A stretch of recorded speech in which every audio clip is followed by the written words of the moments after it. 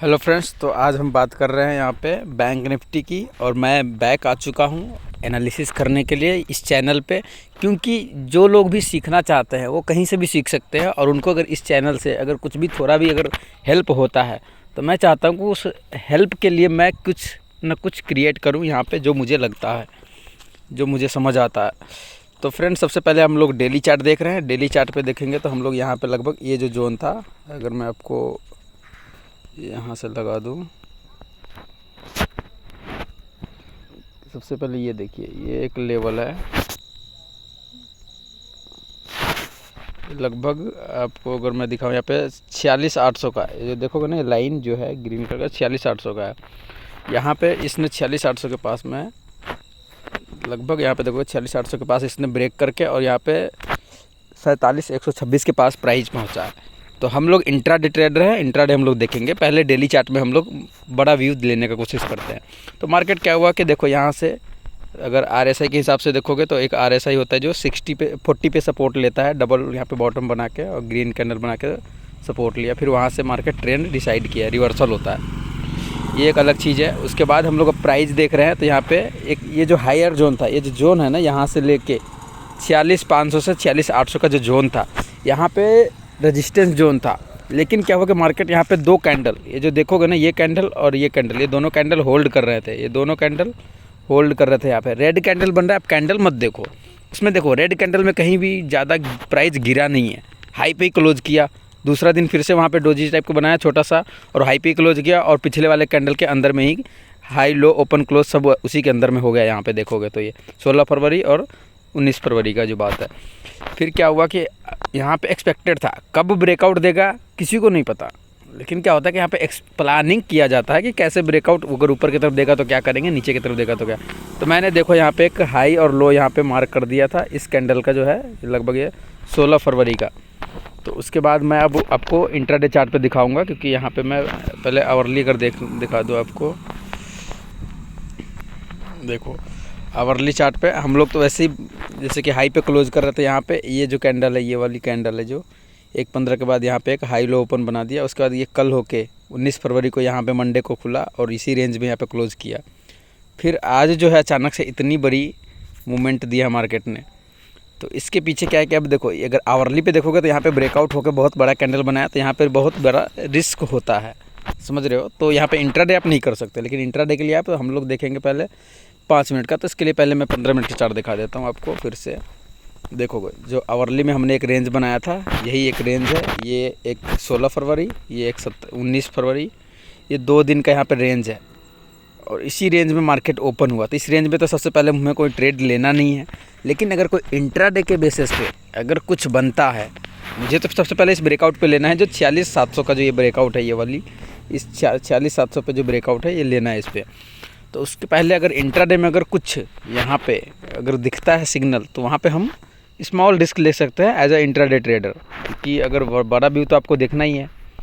तो क्या हुआ कि मार्केट यहाँ पे हम लोग फिर से इस जोन में आ गए। 5 मिनट का टाइम फ्रेम लगा दिया हूँ, और इसमें देखो यहाँ पे बहुत ही अच्छी तरीके से देखो, ध्यान से देखो। यहाँ पे ये जोन है, जोन ठीक है। अब क्या हुआ कि हम लोग सबसे पहले कि बाइंग एरिया में थे, आपको बताया ही कि 2 दिन से मार्केट यहीं पे क्लोज किया, यहीं पे हाई पे ही क्लोज किया, अगर एज ए डेली चार्ट अगर देखोगे तो। फिर उसके बाद आप यहाँ पे देखो, आज मॉर्निंग में ओपन हुआ, एक रेड कैंडल बना यहाँ पे 9:15 पे, आज 20 फरवरी है। उसके बाद दूसरा रेड कैंडल बना, तीसरा रेड कैंडल बना। देखो ऊपर से रिजेक्शन ले रहा है, ऊपर से जो तीनों कैंडल क्या किया, रिजेक्शन लिया। तो यहाँ पे क्या हुआ कि सेलर यहाँ पे आए, क्योंकि वहाँ से रिजेक्शन लिया, सेलर वहाँ पे आए। और जैसे सेलर आए ऊपर, यहाँ पे स्टॉप लॉस मिल गया इस कैंडल के हाई पे। पहले 15 मिनट के कैंडल के यहाँ पे हाई पे स्टॉप लॉस मिला 46,482 का। और यहाँ से मार्केट क्या किया, एक ग्रीन कैंडल यहाँ पे क्लोजिंग कर दिया। देखो ये होता है स्मॉल क्वांटिटी के लिए, ये एक ट्रेड है कि पहले 15 मिनट का कैंडल को ब्रेकआउट कर दिया, 5 मिनट के कैंडल यहाँ पे क्लोजिंग दिया, और क्लोजिंग इन्होंने लगभग हाई के पास में दिया। ऐसा नहीं कि उन्होंने यहाँ पे आके दिया, विक बना के दिया, ऐसा इसने कुछ नहीं किया। इसने हाई पे यहाँ पे क्लोज किया। तो अच्छे जब कैंडल क्लोजिंग होते हैं ना 15 मिनट के रेंज के बाद, और एक ऊपर का एसएल दिख रहा है बिल्कुल भी। हाँ, आप ये देख सकते हो कि यहाँ पे कल का रेजिस्टेंस था, तो मार्केट ऊपर जाएगा कि नहीं, ये थोड़ी सी डाउट है। तो क्या कर सकते हो यहाँ पे कि कम क्वांटिटी, अगर आप हाफ क्वांटिटी करके लेते हो तो वहाँ पे कम क्वांटिटी आप यहाँ पे डाल सकते थे। और नहीं तो अदरवाइज़ आप वेट करो अच्छी से ब्रेकआउट, जो यहाँ पे हम लोग 46,700 का जो ये है, ये वाली हाई जो ब्रेकआउट है वहाँ पे करना। तो क्या हुआ कि मार्केट अगर हम इंट्राडे एज ए ट्रेडर है तो इंट्राडे आप यहीं पे ले लोगे, क्योंकि यहाँ पे 15 मिनट का जो है सभी सेलर को फंसा। यहाँ पे पहला मूव तो यहीं पे होगा। तो यहाँ पे क्लोजिंग ग्रीन कैंडल जैसे दिया, यहाँ पे लिए 46,500 पे यहाँ पे आपने एंट्री किया और स्मॉल क्वांटिटी के साथ किया। और बड़ा आपका व्यू जो कहाँ पे है, ये 46,714 के आसपास है।